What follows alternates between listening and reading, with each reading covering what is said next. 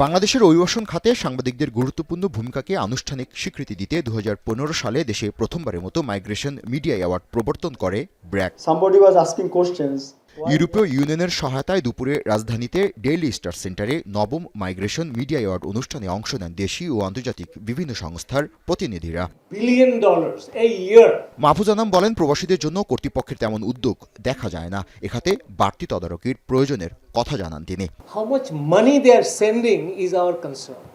So we take steps, we make banks branches there and facilitate. We try and give them 1-2 taka per dollar more so that they send.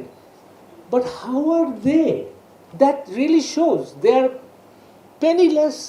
They are without any help. Thanks to European Union and BRAC, I congratulate you that you have now a program. Does the government have a program? ঢাকায় ইউরোপীয় ইউনিয়নের রাষ্ট্রদূত Michael Miller বলেন, নিরাপদ অভিবাসন নিশ্চিতের পাশাপাশি সরকারের উচিত মানব পাচার রোধে কাজ করা।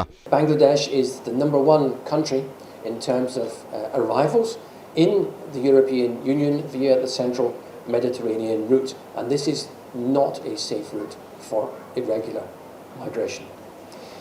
People have always crossed borders. They do so out of need or desire. They do it because they want to study or they need to find work, and they are looking for a better life for themselves and for their families.